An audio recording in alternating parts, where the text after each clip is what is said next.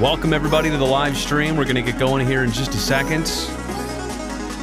The 2022 Oakland Athletics. Is this what you expected, honestly? Let me just get everything straightened up here, and we'll fire away.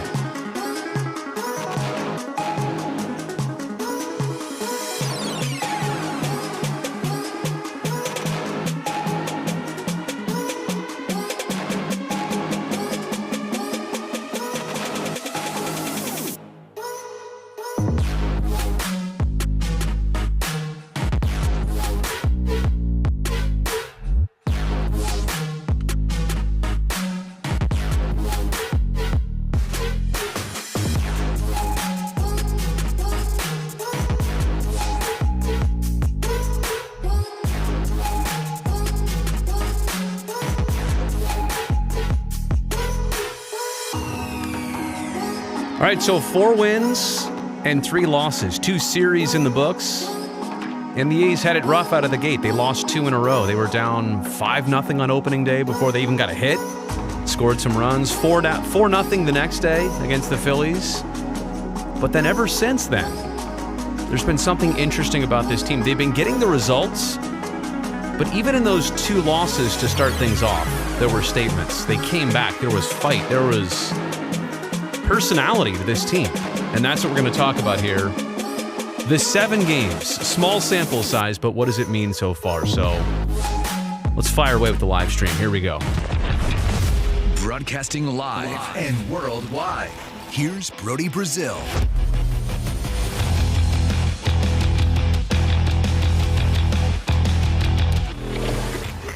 Are you ready to discuss the first 7 games of this A's season? And I understand we might be getting way ahead of ourselves. 7 games equates to 4.3% of 162 games. We're talking about 4.3% of a regular season so far. Let's keep that in mind. I'll hopefully watch this video back in June, July, August and think, wow, I was onto something. I saw something early and it turned out to be good. I certainly hope that's the case. But I just want to point out, this team has given us some encouraging things to chew on so far. And it's not just the record. It's the fact that even in the losses, they fought right with the Rays and Phillies. These are playoff expected teams here in 2022. And their next series will not get any easier in facing the Jays in Toronto for 3 games.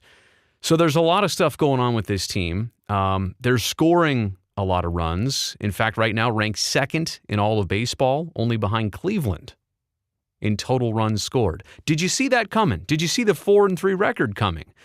Did you see them beating the Rays in a 4-game series, 3-1? All of this, like I said, on a very difficult 10-game road trip out of the gate. And quite honestly, a road trip that a lot of people thought would unravel this team already. So we'll get into some specific players and storylines here.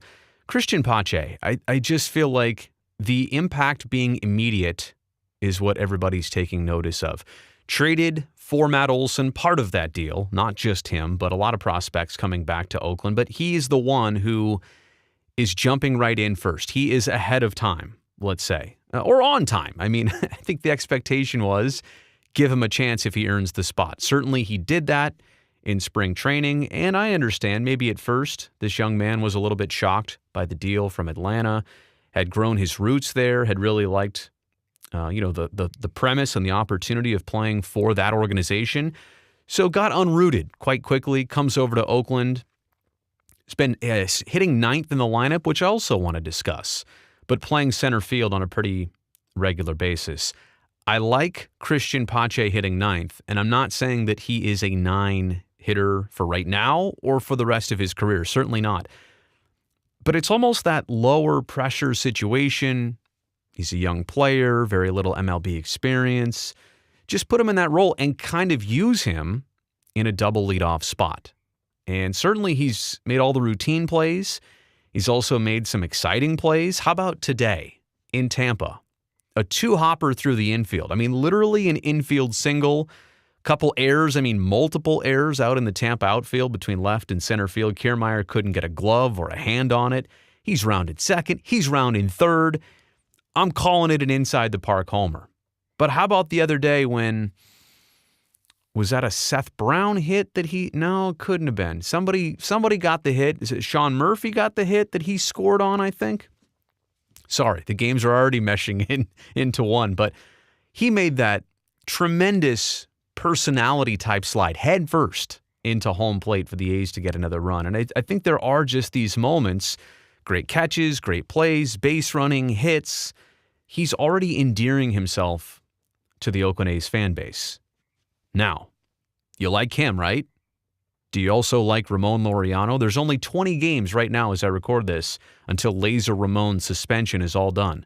Think about an Oakland outfield with Laser Ramon and Christian Pache at the same time. And by the way, if you turn up your speakers and listen closely, you might hear the frogs outside.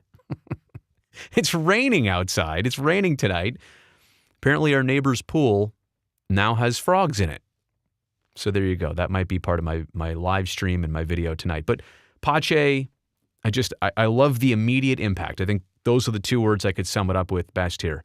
An everyday player so far, earned his spot in spring, earning the keep here in the regular season. Now, long season, going to have to pace himself. I hope the A's can help him do that. I understand there's ups and downs for every young player, like number 20, but I certainly like what I see out of the gate.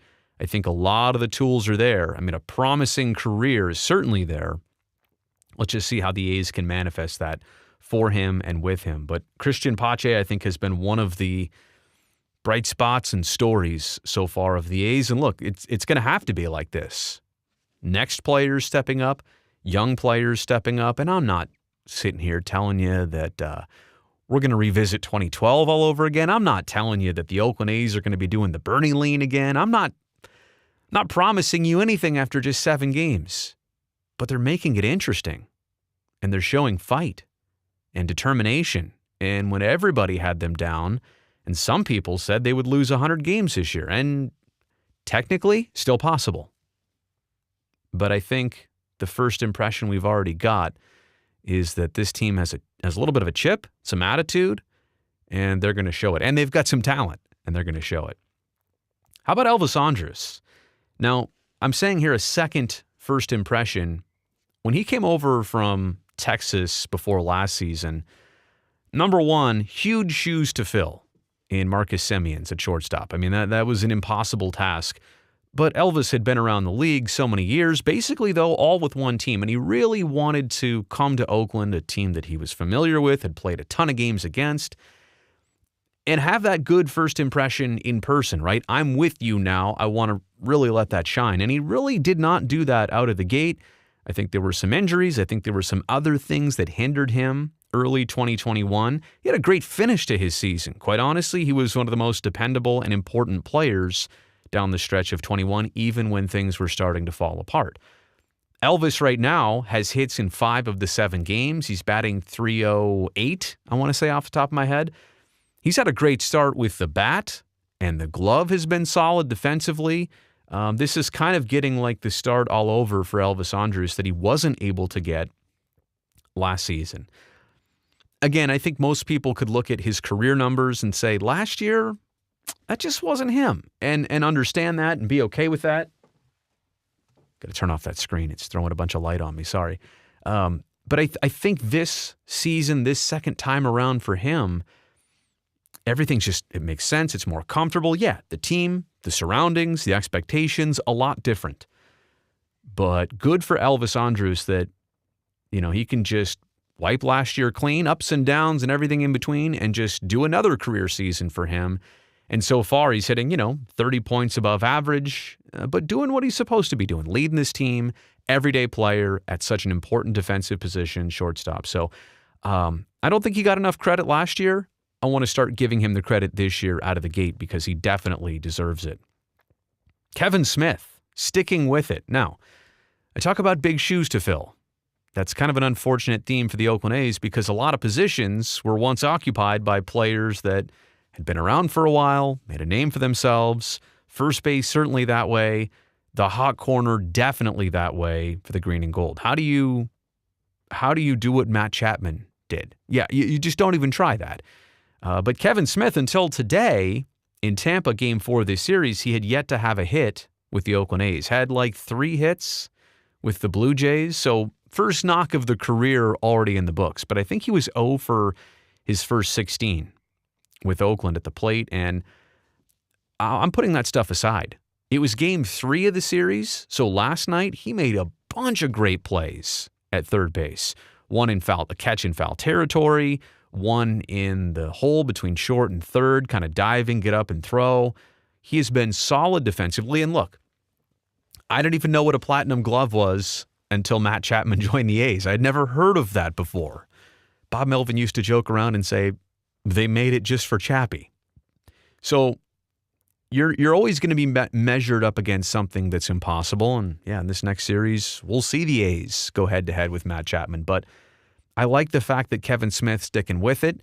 The bat's going to come around. Those hits are going to come. He already got his first today. Let's see what happens next. He's going to get a significant chance here. Now, he came from the Blue Jays, not just filling the Chapman spot at third base defensively, but he was part of that deal. And there were other players, too, involved, so let's see how they pan out and how fruitful that trade eventually is. But, yeah, very difficult circumstances to jump into this, hit the ground running.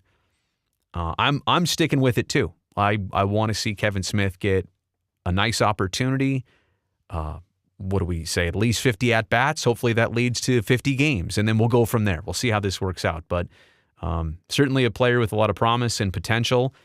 I just hope right now is the time that it gets to shine, that we don't have to wait much longer. So I've again, hitless until today, but I still want to say I can tell the determination is there. He's sticking with it, and I'll be sticking with it too. Sean Murphy. Now, we're not doing cake talk here, although I just found out that cake means rear end. I literally, I only came for the cake, that Flo Rida song. Yeah, no, I had no idea. I thought he was just like cake at a party. Seriously. And Stu as well. Cake to him, he said, was an old school term for money. I'm getting that cake. Yeah, I had heard that too. So when Murph got hit in the rear end and the clip went viral and he flexed the butt cheeks and the ball went flying, we had a great time talking to him about it the other night. I want to put all that stuff aside. Like, okay, move the fun stuff along here. I want to talk about Sean Murphy, the baseball player. Last year, Gold Glove catcher in the American League. You're looking at him right here. It's Murph, number 12.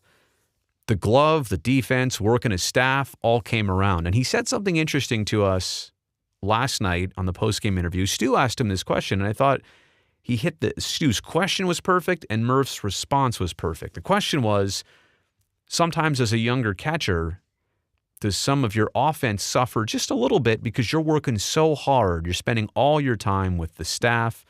You're working on your defense as a catcher, keeping balls in front, pass balls, throwing down to second, all that stuff. Maybe the hitting kind of takes a back seat. And he said, yeah, that does seem like something, a trap maybe that a young catcher could fall into. And he felt like maybe that had happened to him a little bit.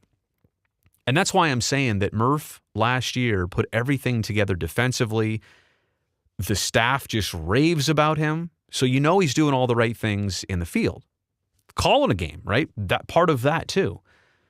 But I think what's going to come around, and I think that's why I'm saying this is his breakout season. You would think last year winning the Gold Glove, that's the breakout. No. I know there's the other half of his game, which is still there. It's potent. This guy had, 2 doubles today, home run, 3-run homer the night before. He's got pop in his bat. He's been hitting cleanup a lot for Mark Kotsay. I see why. He's a heart of the order type guy. With Chapman, Olsen, all the rest of the bats, a lot of healthy hitters there gone. Mark Canha hit some home runs too. Sean Murphy's the heart of your order, and he's going to get those chances. I think this is his season to break out. He's due for it. He's ready for it. He's comfortable now. Got his first full season in the majors last year. Remember, he got called up end of 2019. Played a handful of games, and then the playoff game, the wild card game. Then that was it. And then 2020 was 60 games in 66 days. That's not a full season. Only playing the AL West I'm not saying it doesn't count, but in terms of full experience, that wasn't it. But last year was literally his first full season in the bigs, start to finish. And now I guarantee he's only going to build on that. So I'm looking forward to this for Murph. I think there's a lot there, especially, like I said, with the bat. Keep the defense, keep the pitching work at a high level, bring the offense, and this is it for Sean Murphy. All-Star 2022, if I could say so right now. And then I got to throw out some honorable mentions. I isolated on certain players there, made little graphics with their pictures, all that stuff, but there are some others that definitely need to be mentioned here. Frankie Montas, Cole Irvin, not necessarily their first starts, and that's fine, right? Like, short spring training, I'll give them that. Their second start so far this season, those are the ones they want to hang their hats on. But I like the fact that, hey, Frankie, kind of going through it right now. Trade whispers, trade talks. Every time a big league team with ambitions is going to have a starter with any injury, Frankie Montas' name will be brought up as a potential trade piece. That's just going to happen until it does actually happen, I think. So credit to Frankie for hanging with it, being professional, and doing exactly what, he should do out there, but it's harder than you think from a human nature perspective. Cole Irvin remaining one of the most efficient pitchers in baseball. Last year, he averaged 15 pitches per inning. That was best in the American League in terms of efficiency. First start was at 16 pitches an inning. I don't know what today turned out to be, but really solid showing against a very dangerous Tampa team offensively. So Cole Irvin's your number 2. I can't wait to see James Kaprielian join that trio, just in terms of the starters with experience, because then you get to Dalton Jeffries and Paul Blackburn. Now, Blackburn has more experience. This is his 6th major league season, but this was his first time on a big league roster. Sorry, opening day roster. That's what I meant to say. And I hope this is it for Paul Blackburn. He and Dalton Jeffries are also on my honorable mentions. No disrespect to Adam Oller is the only one who's not up there yet. Great story, great background. You're going to get another chance on Sunday to go up against the Jays, and I obviously hope that works out better. But yeah, the rotation right in there. I liked what I saw from Jeffries, too. I thought that was a statement performance to help the A's get their first win of the season in Philly. And Paul Blackburn backed it up.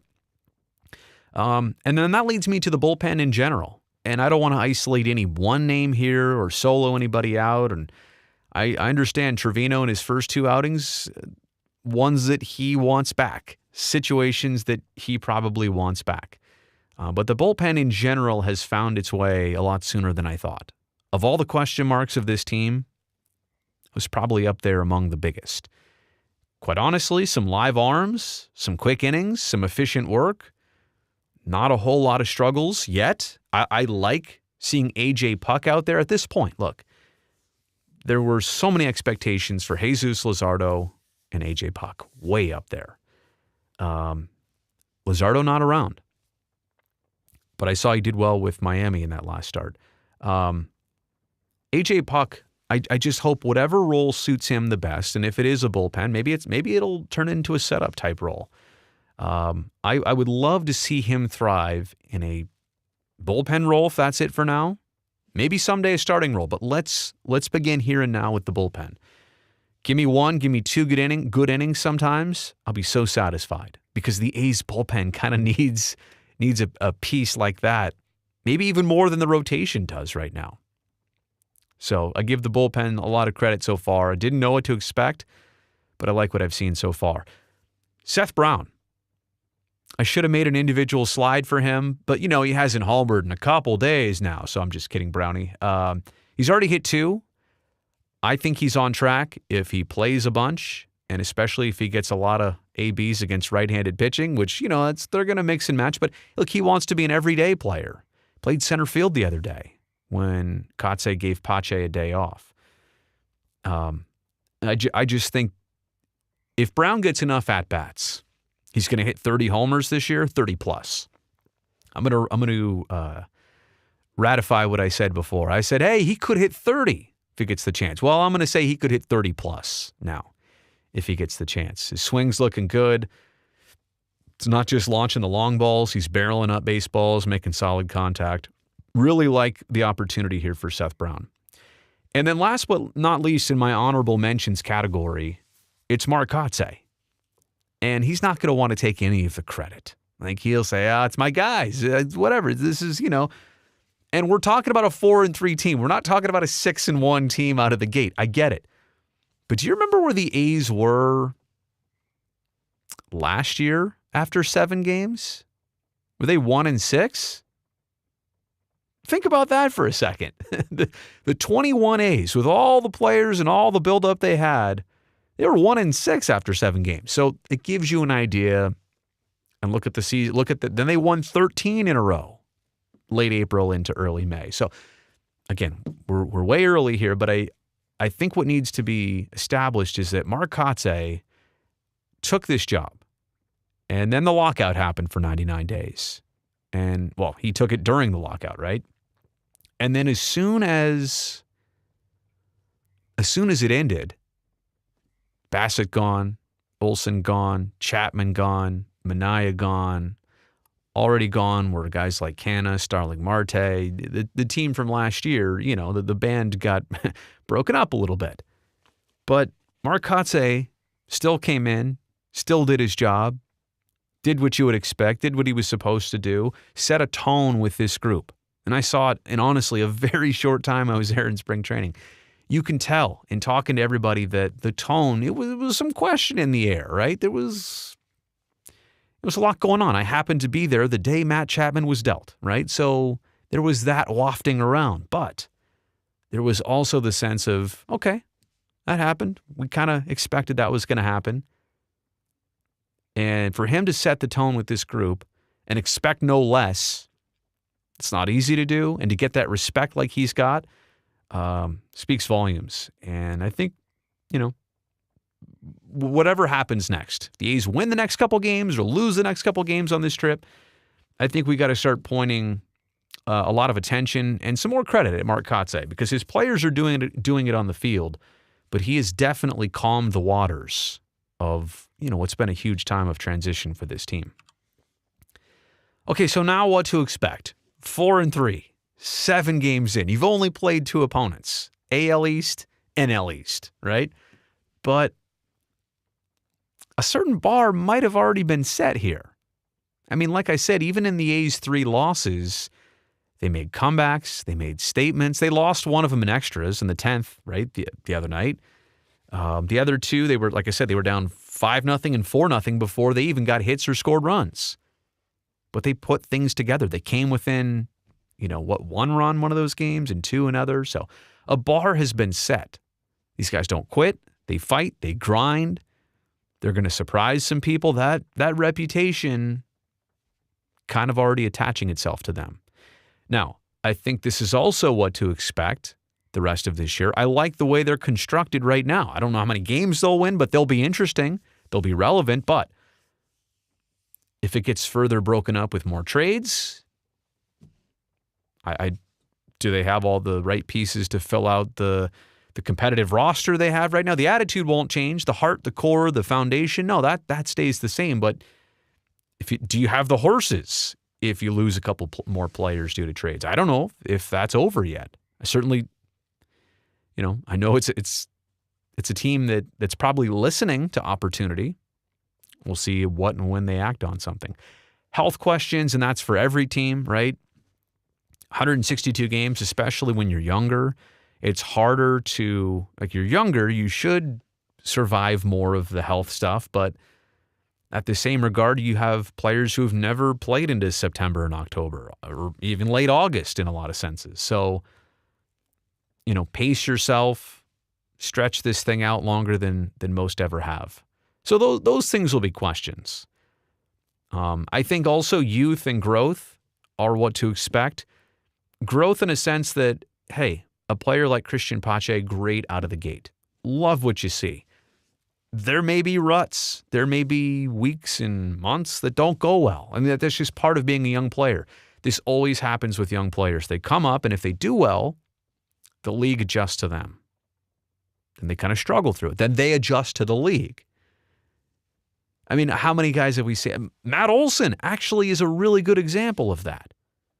came up, hit all those homers in 2017, and I think it was 2018, kind of struggled a little bit.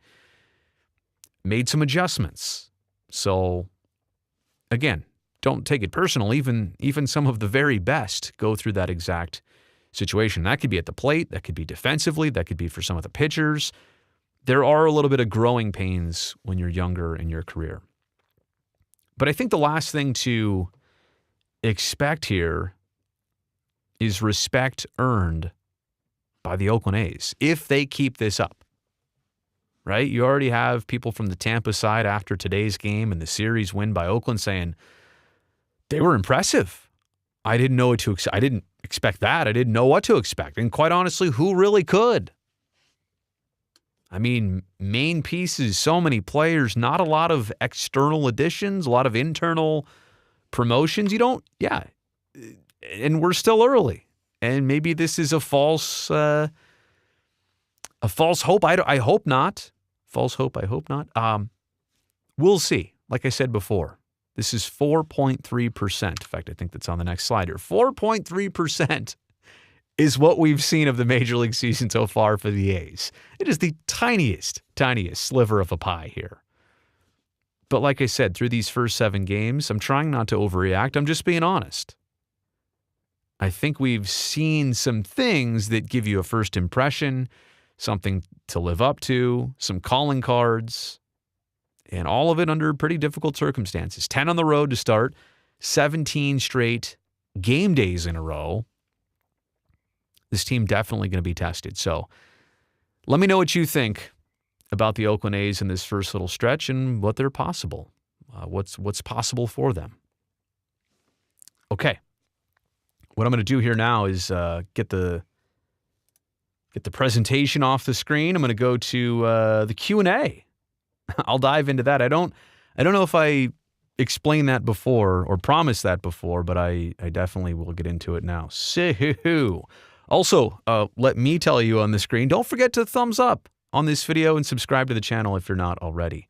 Oh, Tony Kemp Enjoyer. That's an interesting screen name. Hello and go A's.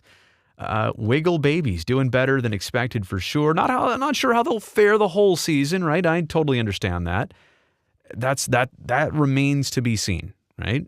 4.3%, not enough. Like that's not 20%, that's not 40%, but it's enough to give you a taste. Noah with the hey, what's going on, Noah? Lemmy's thinking about it. That's the old If we go to the World Series, I'll eat a roll of toilet paper. Okay.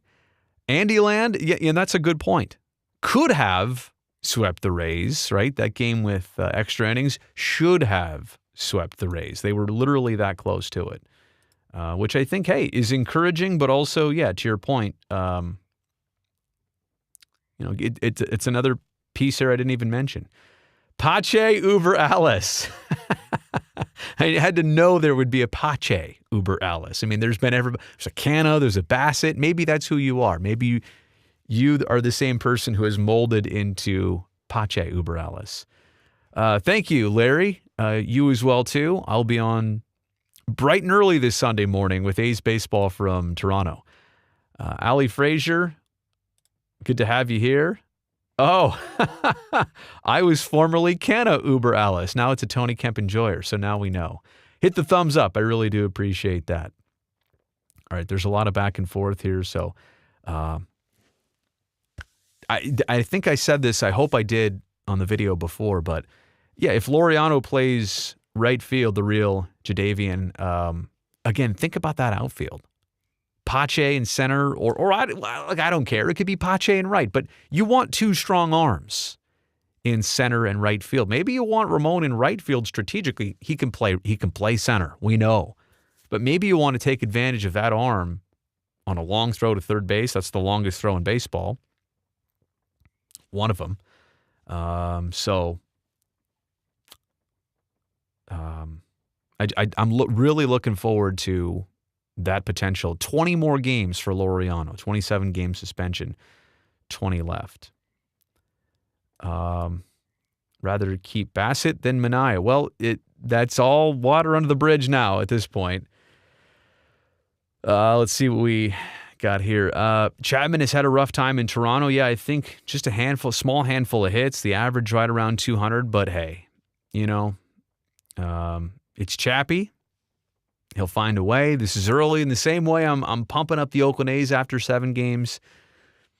You know how teams and individuals can have different starts than the rest of how their season goes. And I hope that for Chappie. Maybe not so much these next 3 days, but I think we're all pulling for him, and we know that. Real question is the last time Brody checked his mail. At home. Oh, you sent me something? That's right. When I get to the office tomorrow, I will make a specific check, and we'll do that. Nothing yet, but I think I might have to go fetch it if you sent me something. So I will give it a check when I'm in tomorrow. Need to roll with Kevin Smith all year unless it gets disgusting. Well, I think there's multiple options. Sheldon Noisy could play third. Chad Pender could play third. Here's kind of what I hope. I hope that Laureano comes back. That creates competition in the outfield. You've got Piscotty who wants to play a bunch. Seth Brown's got to play somewhere. Then there's a DH, and you got to get Jed Lowry and Stephen Vogt at bats. And you see what I'm saying? There's a lot of moving pieces here. Noisy's got to play or hit somewhere if he's not in the field. I kind of hope that it's a fight to get ABs. That's good. And even for a team like the A's, with so many players, so many regulars removed, it's good that you still have all these guys and you've got options and you've got competition. Bamboo Soldier really digging the 3-run bombs. Have they hit 5 of them already? Was it 4 or 5? Gosh, we showed this on TV last night too, and I've lost my mind. It's either 4 or 5.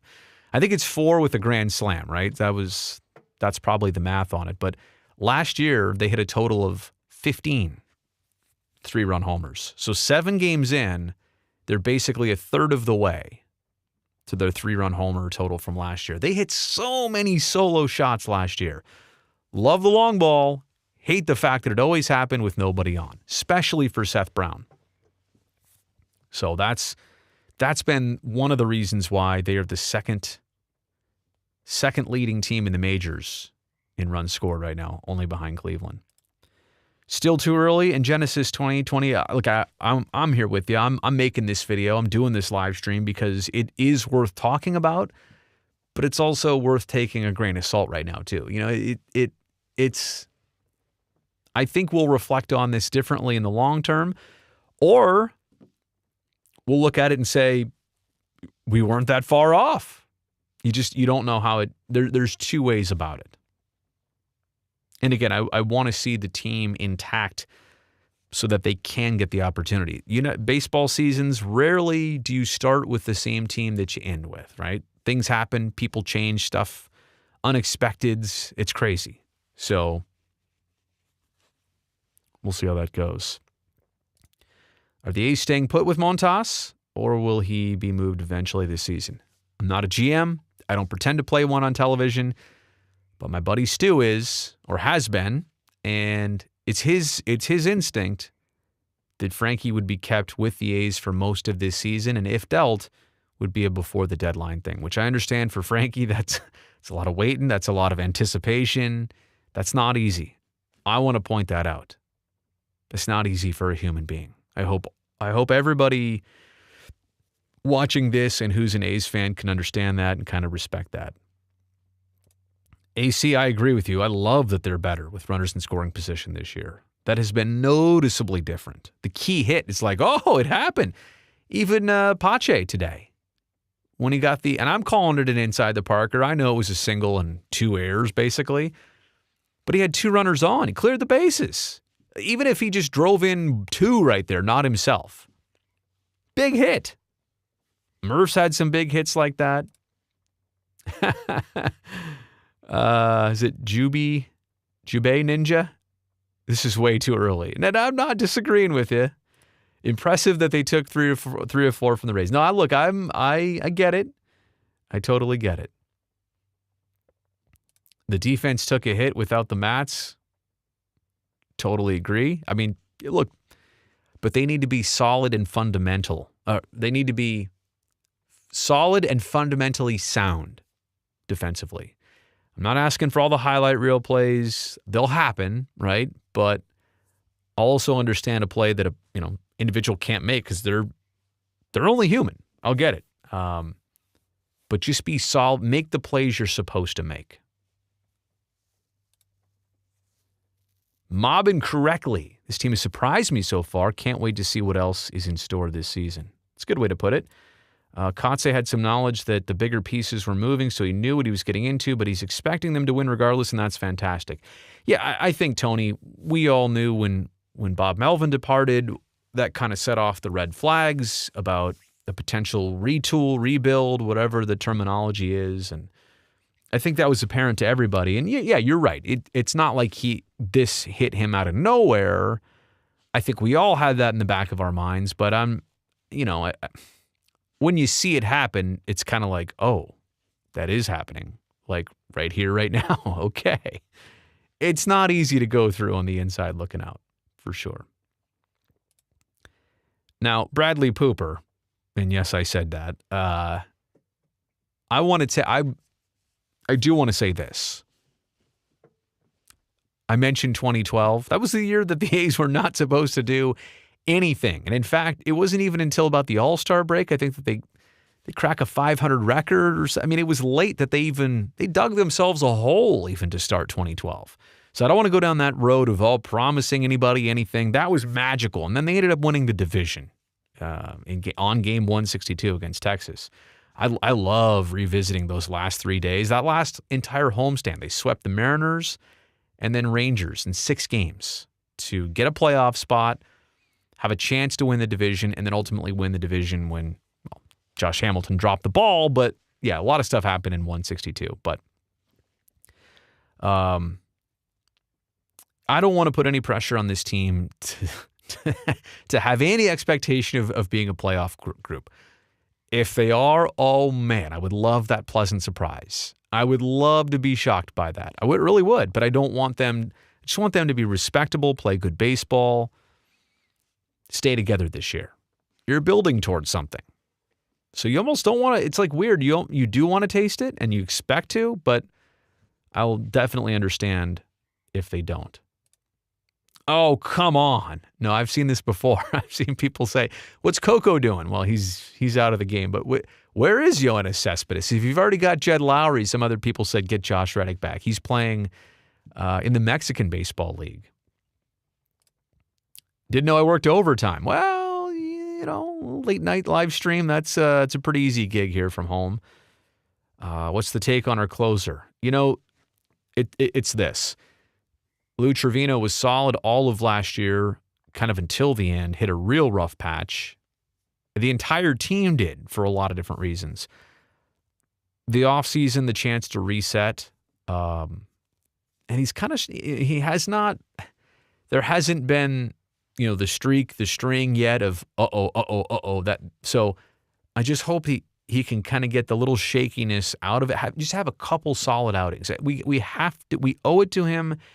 And it's early enough, and we have to let this play out and pan out. Now, 3 or 4 more appearances, and they're a little bit too hairy, or and look, Kotsay will do the right thing in situations and soft landings when they need to be. But yeah, I get it. People have their radars up on this already. I'm looking forward to seeing Lou get a couple more chances, nail a few down, move on. We know what he's capable of, right? And that's the thing. This is a pitcher who maybe had never been in the closing role before last year. Then he was, and he did fine with it for a long. So it's there. You know what he's capable of. I want to give him the opportunity to land on that again. Ruben, I mean, it's certainly interesting, right? You're minus right now. You're minus James Caprillion, who, in my opinion, is a top starter, like no question. And you're minus Ramon Laureano, who's one of your everyday players. So add to the equation those two guys. to what's already happening right now. And we know when Ramon can come back, and Caprillion, I think, is going to start tomorrow in Single A Stockton. So hopefully it's 1 or 2 starts. Hopefully we see Cap on the next homestand. That'd be fantastic.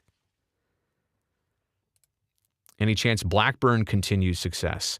I certainly hope so, John. I mean, and all the other prior seasons that he had been up and down, I don't know that he's ever been up for more than maybe like a 2-month span at the most.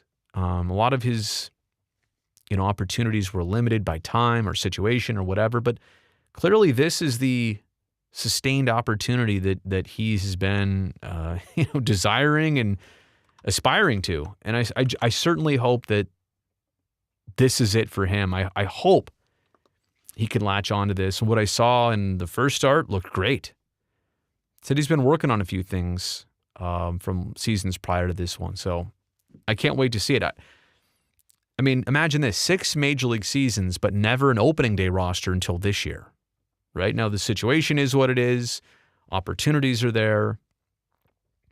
He's a 925 native. Was he Brentwood, Antioch? I can't remember exactly where he said he would. And he grew up in one, went to school in the other. So how can you not root for the local guy who's got kind of a story, been around this team a long time, and now is getting a regular chance? Brutus is not an A's fan. I know you're a Sharks hockey guy. But you're penciling us in for the wild card. I appreciate that. That's funny. Timothy says, dude on Twitter cited Pache's 112 batting average and under 100 ABs in Atlanta as the reason the Braves traded him, and tweeted him, worry about batting average and not your follower count. Oh, that is cold. Absolute clown. I agree. Yeah, hey, you know what? There was a reason that the A's got him back from Atlanta. When you trade Matt Olson to Atlanta, you're going to get some horses in return. Like, you're going to get some studs. And Pache, one of hopefully a couple players that pan out in return. Certainly athletic, engaging personality. You can tell that already. Funny I say certainly athletic. He's on the Athletics. It says so right on his jersey. But I really feel like he's one of those guys. Like I had the same sense when Ramon Laureano broke through with the Oakland A's. His very first game, and I can't remember if he pinch hit or pinch ran, and I believe, was it in a game against Houston? And he scored the winning run, and I think he got, whoever was coaching third back then held him up. He blew the stop sign, scored anyway, dove in, get the big save. I think they called him out at first, and then they reviewed it, and he was safe. But there was something I was instantly like, I don't know that guy very well, but I like that guy. And sure enough, he turns out to be Laser Ramon, who does a bunch of great things for the team since then. And I'm getting Laureano vibes with Christian Pache right now in the very best way. So, interesting. Let's see what else we got here. Reading comments from 13 minutes ago. Let me try and catch up here. Does AJ Puck start a game in 2022? That's a great question, Raphael. I think, can you work your way into that? Yeah. Would necessity probably dictate that? Maybe, yeah. But I'm also a little bit interested in like stretching a player out, right? Pitch counts. How do you do that? Maybe you do a bullpen game later on if you're minus a starter. Maybe Puck could throw the first 3 innings, do that whole situation. I would imagine it's a potential, but I really think for AJ, he's yet to just find the one role yet where he comes in, does his job, crushes it, gain a ton of confidence. I know he beefed up this year a little bit, got a little bit bulkier, hoping to throw maybe with more body than arm. I just want him to have success. And if that means that it's a promotion into something like that, and he had success elsewhere, then that's great. But I'd rather see him succeed mightily in the bullpen than have to be a starter because people expect it. Right? He can be a critical piece for this team in the pen right now. Last year's team was not good. They collapsed late in the season. Was it 12 or was it 13? I think it was 13. Their final 13 losses in a row to the Mariners. I'm pretty sure it was 13, Bradley. There was a series of gut punches last year. Gosh, I did a whole presentation thing on this. I mean, there were 10 or 12 complete gut punches, late game losses. Remember the Giants in that series? 2 pinch hitters that had homers late in games to take leads and blown saves, and Chris Bassett's injury. A multitude of things that unraveled and went the wrong way last year, almost to the unbelievable extent. I cannot believe that just happened. Need Lou to look more composed to keep winning. I mean, Oscar, my feeling is I've seen him do it before. I want to see him in that. I really want it for him. I want it for the team. And it's no disrespect to anybody else, but I think it's there. Let's see what else we got here. Pache Uberales this season will be fun. It'll come with a lot of learning, but I'm glad they have a young, hungry team rather than a bunch of old dudes walking around. I mean, do some MLB teams do that? They don't fill their roster with the next thing. They fill it in with veterans, whoever they could scrounge together, just names, not even promise, just names, I guess. I don't know. It's not kind of what the A's do. Are you serious? Is it Emil? I don't know if I'm saying that right, but the game where Hamilton dropped the ball, but it was your first ever baseball game. I guess it could be Emily? Emil? I'm sorry. And I'll get to your comment 10 minutes later because I'm way behind, but that's crazy. That was your first ever game. 2012. What a way to start. How come we don't move Pache out of the 9-hole? That's a great question. And I kind of addressed it before when we were talking about him specifically. It's a soft landing spot. I really like that. Maybe you see him someday eventually as a leadoff guy, and that's great. But right now, do the old double leadoff thing. And yeah, he'll get more at-bats, top of the lineup, but it's kind of how Elvis Andrus last year was hitting 9th for a lot of the season, and all of a sudden the bat woke up, and Bob Melvin kept him there. Any spot in the lineup comes with pressure. I'm not here to say, oh, no, don't worry if you get hits down there.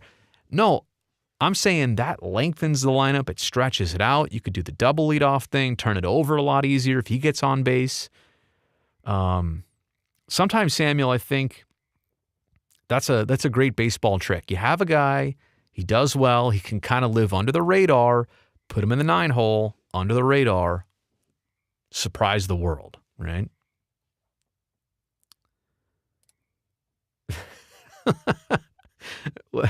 Okay, Luke, they have 2021 Giants vibes. You want to make, hang on a second, you want to make a Giants reference here on my Oakland A's channel? You really?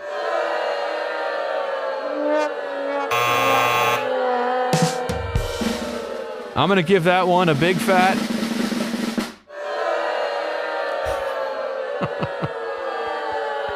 Am I doing too much here? I think I'm doing too much here. Okay, back to the questions. Yeah, and that's what it is. 9-hole double leadoff spot. I think that's. See, Samuel's like, whoa.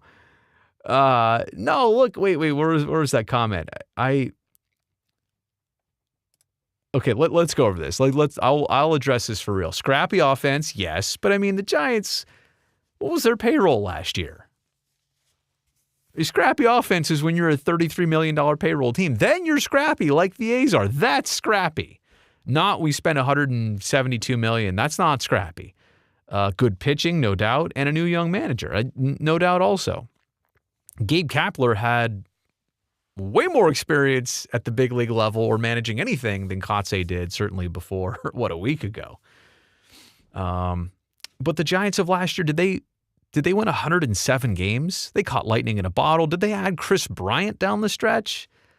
I'm just saying, right? They're a different story. But to your point, magical, unexpected, caught people by surprise. Yeah, then maybe that's That's it. Biggest surprise so far? I mean, the fact that Pache has made an immediate impact, I think, is the biggest pleasant surprise so far. And I'm not surprised by Sean Murphy's bat or leadership or catching or Frankie's start or Cole Irvin's start today or Seth Brown hitting some dingers or Chad Pinder making loud contact or Elvis Andrus being a solid shortstop, Tony Kemp getting involved a couple times, more opportunity, better stats. Like last year, TK played the most of any big league season in his career. He also had numerically the best season of his career. So there are things that are pleasant. But if we're talking about surprise, I just think, Pache coming over, everyday player at this point, probably it.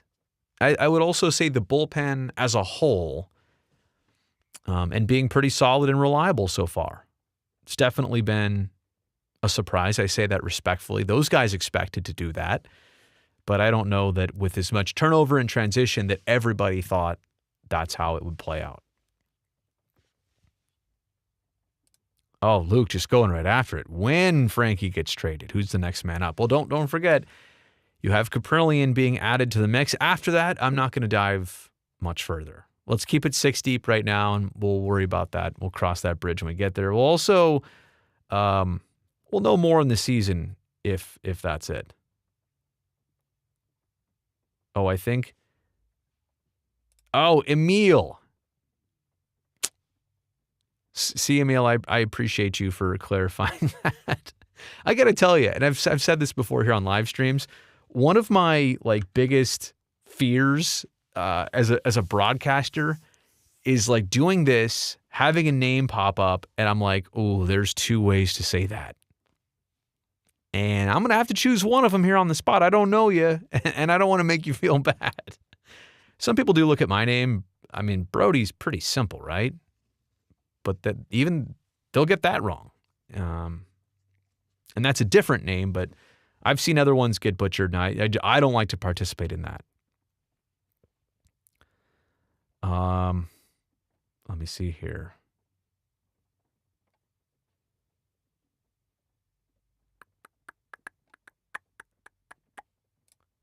Do the A's get over 500 before the All-Star break? What's their record right now? 4-3. Yes. I think what you're asking is, could they be a 500 team at the All-Star break? Now that right there might be the question. How long can you hover around 500? Because if this is an A's team that some people, and I realize they're exaggerating. Oh, that's a 100-loss team now. You lose those guys, you're going to lose 100 games. I still don't think that's going to be the case. Like I said before, it's mathematically possible, but even after this small sample size, I think a different result is going to surprise a lot of people. So let me ask you this. Are most people content right now with this team, where they're at, what they hope to do down the road, being 500 right now? Yeah. I kind of think and even if there is some more transition, getting to 500, staying there is going to be harder. But I kind of feel like that's an attainable goal. It's definitely one to shoot for. I mean, even good teams say be 500 at the All-Star break, make your second half push, like the A's have always done. But those were under different circumstances. Keep flirting with 500. I think that's, Septic, you're bringing up something here that hadn't really thought about yet. What is a record goal for this team? Opening day, I had no clue what to expect. Had some thoughts. Hadn't seen anybody, this team put it together for real yet. And look, May 1st, June 1st, July 1st, we're going to hit those milestones and know a lot more about this team, what they're capable of, how things are going, who's healthy. But I think 500, is a watermark to shoot for. Let's see what else we got here. Who can be a closer option? And I asked Stu this the other day, And on his mind was Acevedo. But that's another thing is the A's right now, I'm not sure they've had a pitcher who, like Lou's got some reps, but even Lou doesn't have, a ton of experience in closing games. And I'll tell you the one thing that last year, and it was a gut punch, that really was a setback was acquiring Trevor Rosenthal like they did. And he didn't throw a single baseball for that team last year. He was supposed to close games. That was a missing link. That was a piece. And what happens? Does he stay around this year? Would they have re-signed him if he had a good year and things went well? I don't know. I really don't. But it gave Lou the opportunity last year, and Lou was good for most of the way, kind of just until the end. So let me just say, going back to this, I think they'll like they did today. They'll experiment with a few different guys. I don't know who is a full steam closer option. Because honestly, a good baseball team needs two closing options. Because if you're going to sweep a series, if you're going to win 3 in a row, you probably won't have Trevino, save if they're close games, right? You need your closer in there. So a good team kind of always has to have another guy that just in case can get in there and close and get saves. Let's see here. Who remembers the legendary Fosse scream?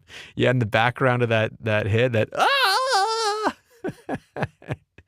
that was one of my favorites. And when Jason Kendall homered, and what year was that? That must have been 2006 or 7. And you can hear him in the background going, "Get up, get up!" It's just like all over Kipes. Was it Kipe? Was it on TV or was it on radio? It was on TV. Kipe's like, "And that baby," and he's going, "Get up, get up." That was pretty good. Will there be any All-Stars? If so, who? Great question. I mean, I'm 7 games in. I'm already telling you who the A's All-Stars could be. If Seth Brown's bat keeps at it, I like him as a consideration. Let me talk about considerations here. Nominees. Frankie pitches well. Caprillion comes back sooner than later, has a really good first half. Cole Irvin, okay? But I think the real one, Sean Murphy. Gold Glove last year, power bat so far, has established. I'm going to put him as the lead dog on my All-Star conversation. He also knows how to back that thing up. And I'm just going to leave it at that. Yeah, we did the interview after the game last night, and he had a couple hits, drove in a couple runs, 3-run homer. That's right, first homer of the season. And I've known him for a while. I wanted to throw in at the end, like after we asked him all the serious questions, I wanted to kind of follow up on the feedback he had been getting from that viral moment, getting beamed in the rear end, and the butt popping out. People say it's like twerking almost, but I said, "Murph, I'm going to end it by reciting that old saying, if you got it, flaunt it." And I was told by one of my bosses later, he goes, "That was it was good. It was cringy, but it was good. I guess." It's like, that's the point. I want people to enjoy that moment. I want to say something provocative where they're like, "What?"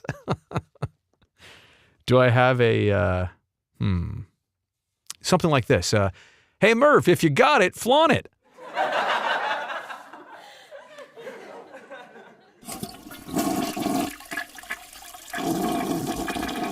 Going right down the drain. Too many sound effects, Brazil.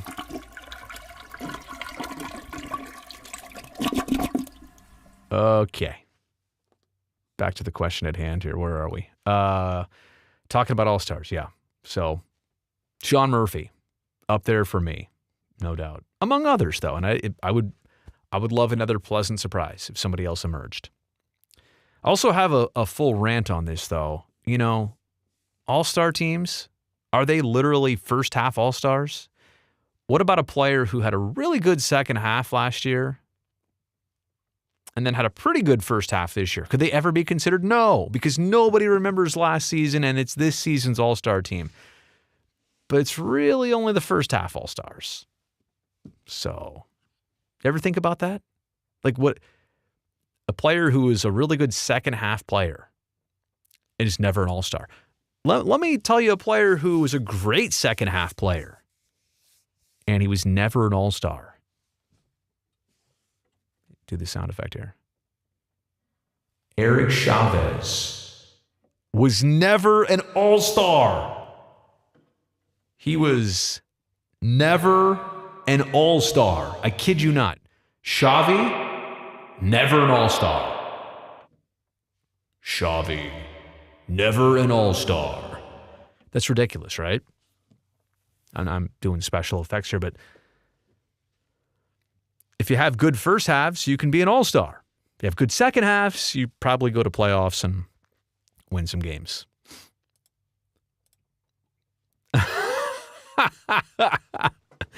Luke is going back on what he said earlier. To be fair, the 2021 Giants had 2012 A's vibes. I still think, though, the disconnect is team makeup. You know, did they have Johnny Cueto last year? Like, who did the A's even have going into 2012? Brandon McCarthy? Like, no offense, but, you know, like, the Giants spent a little bit more to win a bunch of games. But I get it. I know what you're saying. Jared agreeing with me. Sean Murphy will most likely be the all-star. Giant trolls. It's all right. Who's hating? Who's hating? Oh, boy. Here we go. Now we're already doing this A's Giants thing. I don't think these two teams play for another 2 weeks. Almost. I think they play the 25th and 6th, something like that. Oh, man.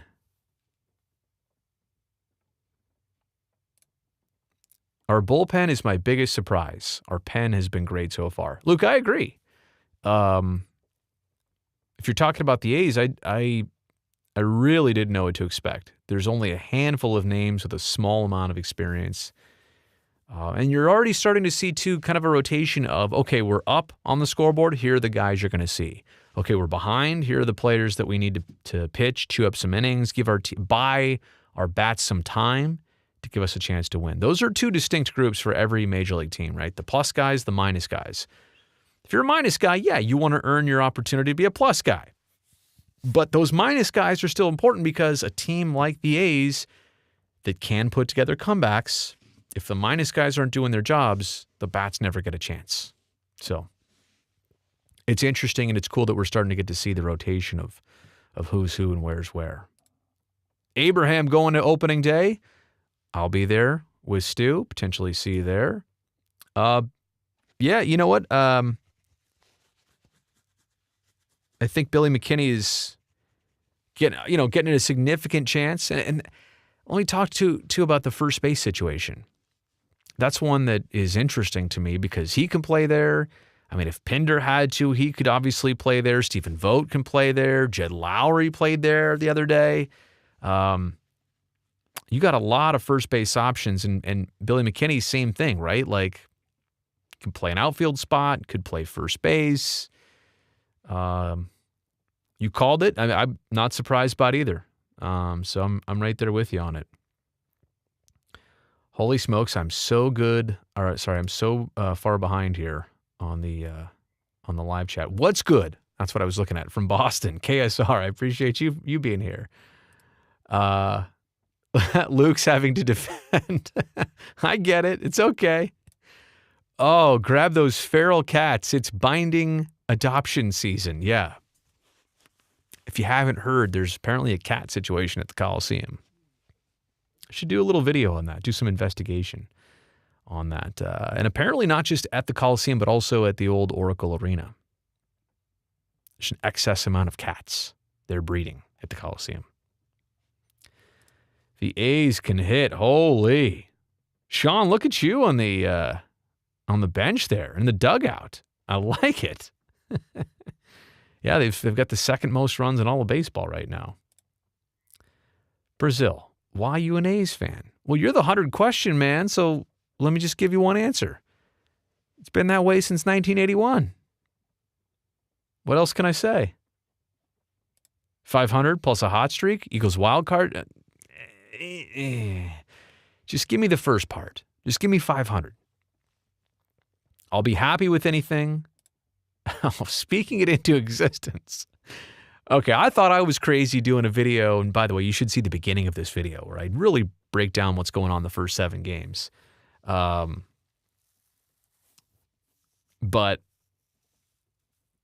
I thought I was crazy. I thought I was doing a leap here to talk about how good they're playing. Some of you are already out there saying, oh, they're going to make the playoffs. That's a deeper step. Have I got much time to follow my new NL team? You know what, Derek? I haven't as much as I wanted to. I had the other TV on, the second screen on the other day when they were playing the Giants.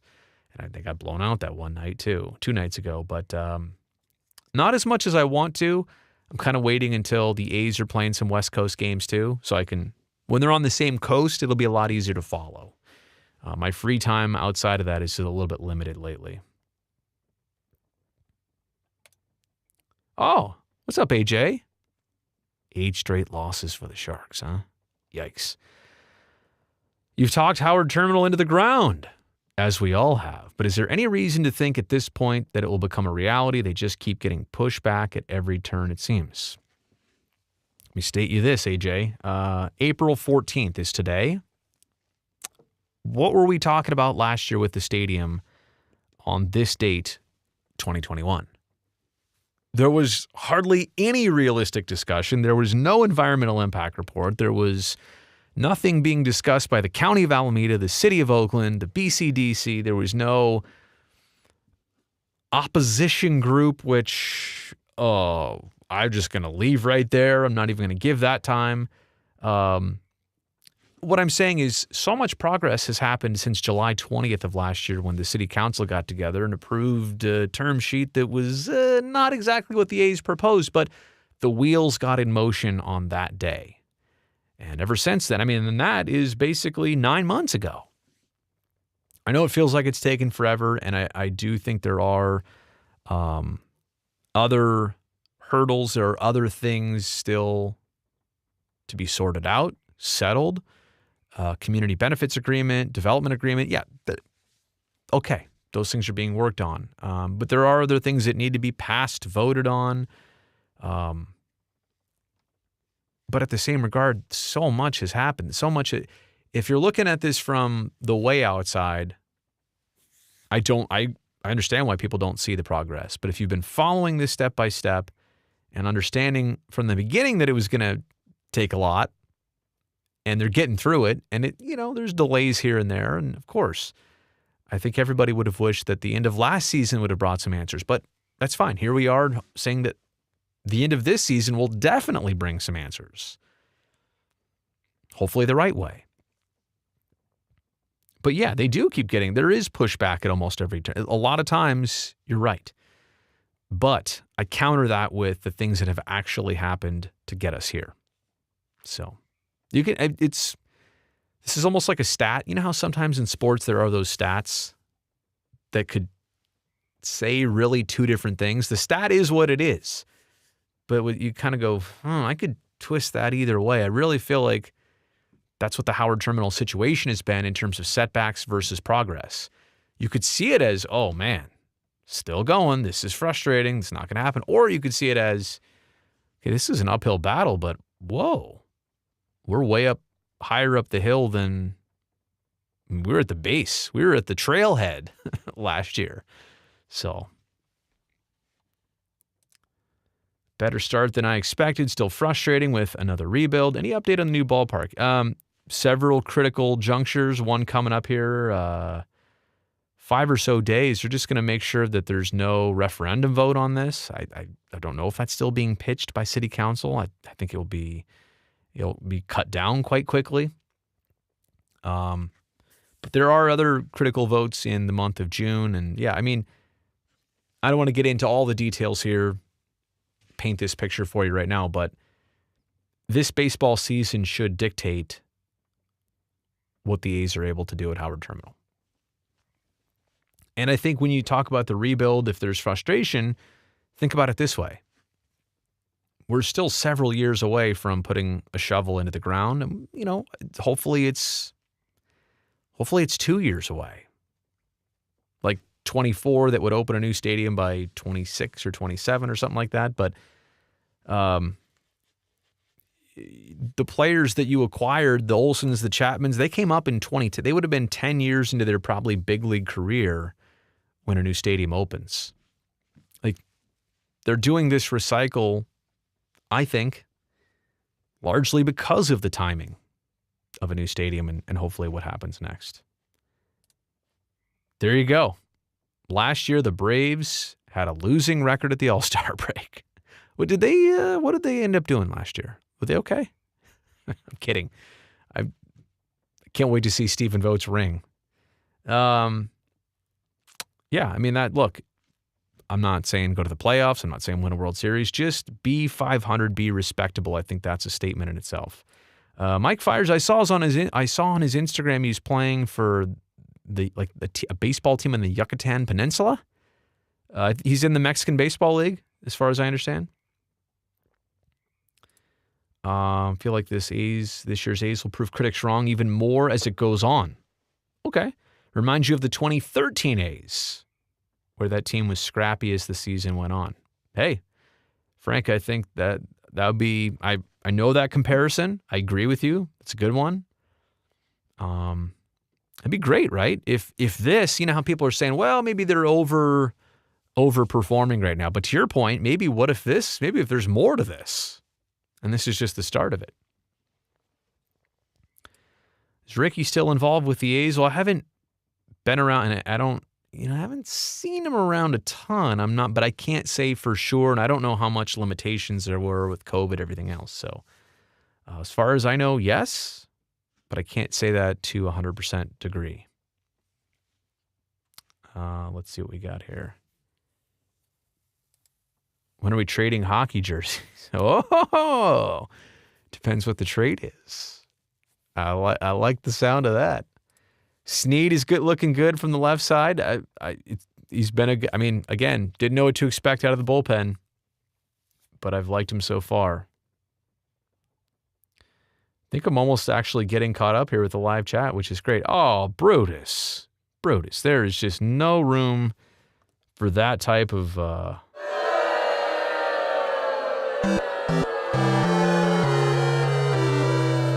You know what I really want to do is, like, when I pull this comment up here, is kind of do it at the same time as I do the...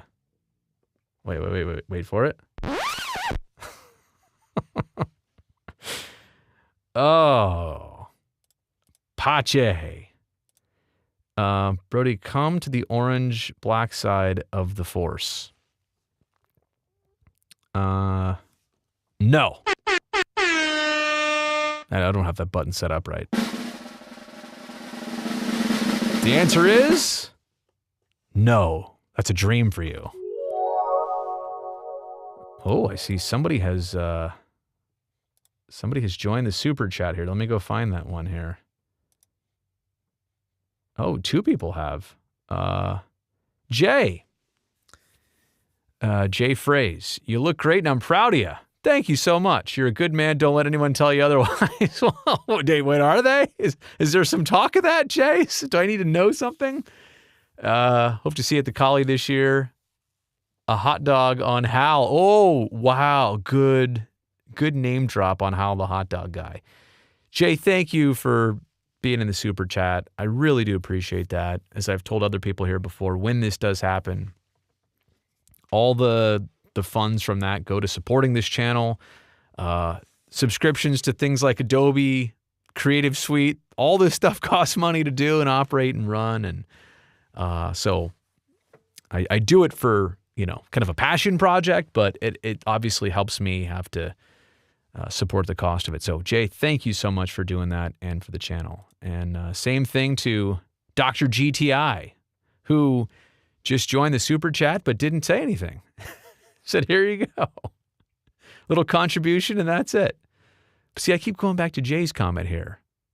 Don't let anyone, you're a good man. Don't let anyone tell you otherwise. Well, now I'm paranoid. Kidding, but not kidding.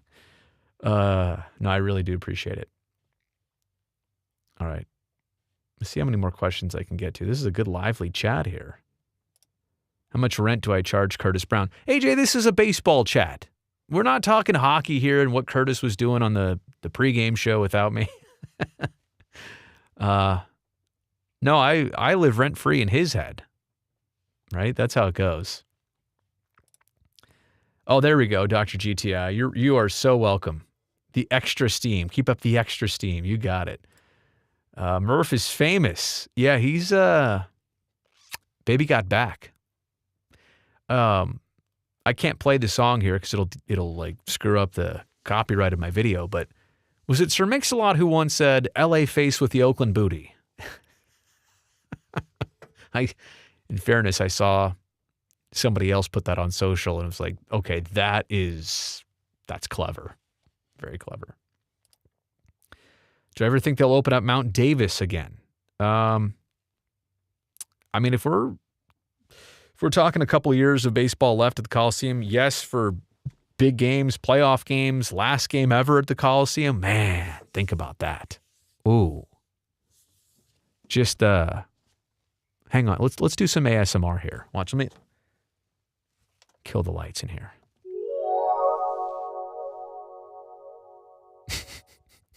This didn't really give them. I can't actually turn off all these lights. If I do, the camera also goes off. I have a button for that over here, but okay. I'll turn the lights back on. But whoa, that's how they turn on. Think about this. What's the last game at the Coliseum going to be like? Assuming that Howard Terminal's almost done and built, and that's happening. Eventually, I mean, we're 2022 here. A couple more years getting to a date, getting to an event like that. I mean, think about what that last game would be like. Goosebumps, and it wouldn't even, I don't know what significance the game itself would have, right? It would be because then the last game could be a playoff game if they're good that year, or it could just be game 162. But there eventually is going to be a day where we walk out of there, and again, this is what my premise here is that it's the last game knowing that Howard Terminal has been under construction and everybody's seen it gone up and everybody's excited about that, but also like saying goodbye. Wow, the Coliseum at some point. If you you probably all saw me have my moment with Ray Fosse, like on TV opening day without him, and our little tribute. If you thought that was a moment, wait until that last day at the Coliseum. Woo! I will be. There's Hal selling hot dogs. I will be broken down for pretty much all day in that one.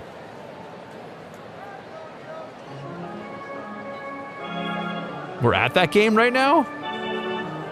All right, enough of that. Okay.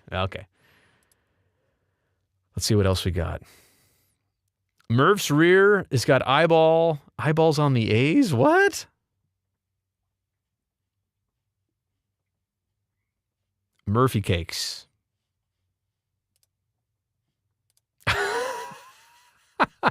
Dr. GTI back on the super chat. LA face with the Oakland booty for sure. Keep up the show. Oh, beers in the clubhouse on me. Oh, for Foss. I don't know that Foss was into the brews, but don't let that stop you and I from doing that. I greatly appreciate that, Dr. GTI. I know you're on here a lot. You're regular and very grateful for that. Oh, AJ, welcome. Thank you for being on the super chat, AJ. I appreciate that.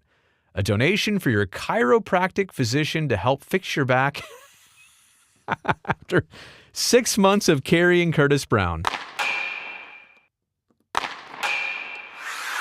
There you go. Do Thought I had a hockey practice here. Oh, here we go. It's good sound effects, right?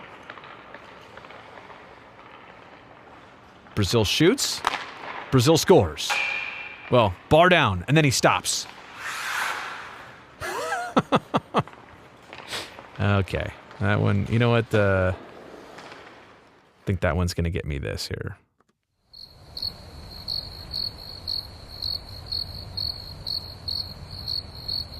That's what that one's going to get me. Okay. Let's get serious, Brazil. Let's really do this this live chat thing. AJ, thank you so much for being part of the live chat. Always appreciate you, bud.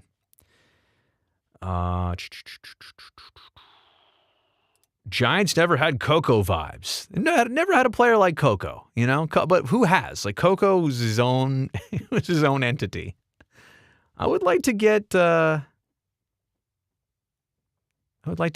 Coco back involved somehow, the TV side. I think he dabbled in radio a little bit 2019, but that's hard. I don't know. TV, maybe in the pre-post thing where it's more talking than calling a game. I don't know. I love our team. We lost Dontrell from last year to this year. Dontrell Willis is going to be doing a similar thing, but with the LA Dodgers, who he already had some connections with. Bay Area guy, but, he's obviously does the Fox thing down in LA too. So if there is a spot open and maybe we can have Coco around to just join our existing team. And by the way, we've seen Stu a lot here at the beginning. I think Shooty's up next, and then Bip's going to be right after that. So that's the main core right here, right now. But, always looking to add more fun to the mix. All right. Oh, we're talking about Eric Chavez. Shows you how far behind I am. Eric Chavez, yeah.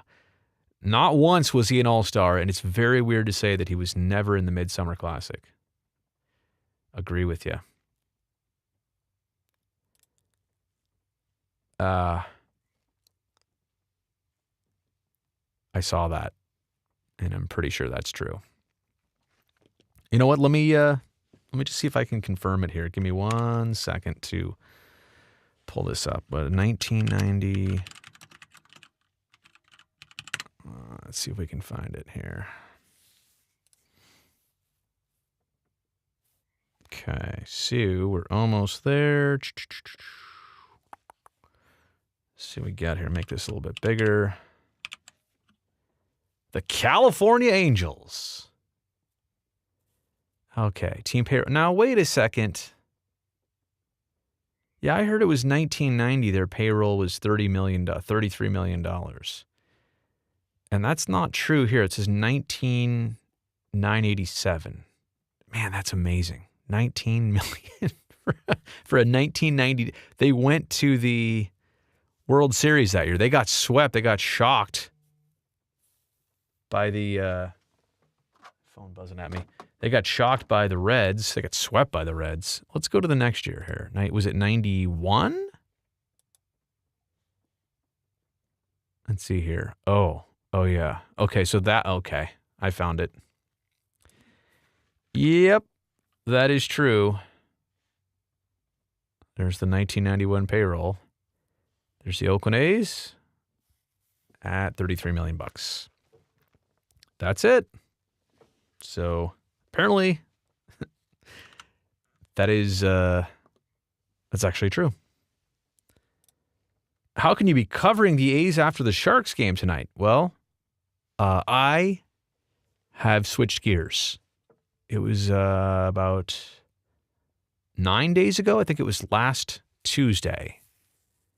I did my final Sharks game. And then they played again on Thursday. I didn't work that one because opening day was Friday morning. And I've been on baseball ever since. So I worked on Friday, Saturday, Sunday, Monday, Tuesday, Wednesday. Today off. Today was my Saturday and Sunday. Back at it tomorrow, Friday, Saturday, Sunday. Let me just double check here. Monday, Tuesday, Wednesday.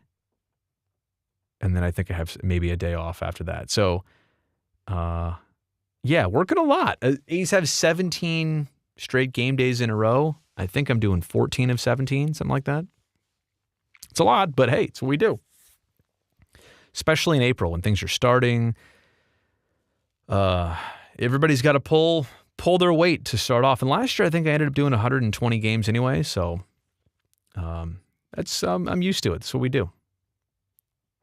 Hope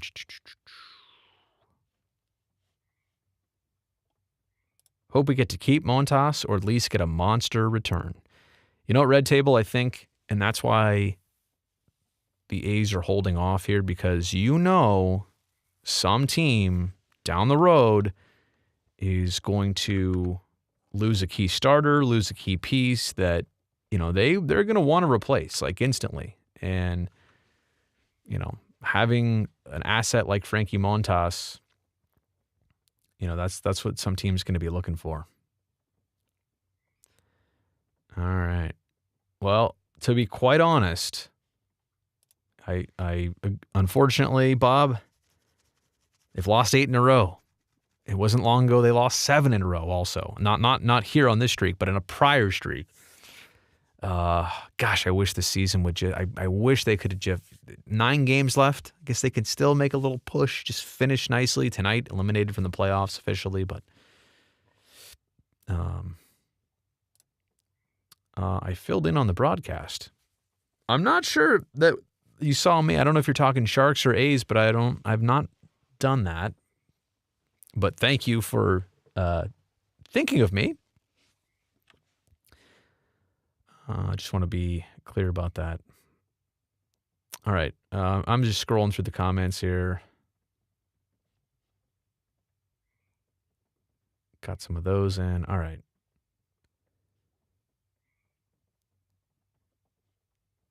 Can you guys hear it's still raining, by the way? I guess I could turn up. You probably can't hear it. I can.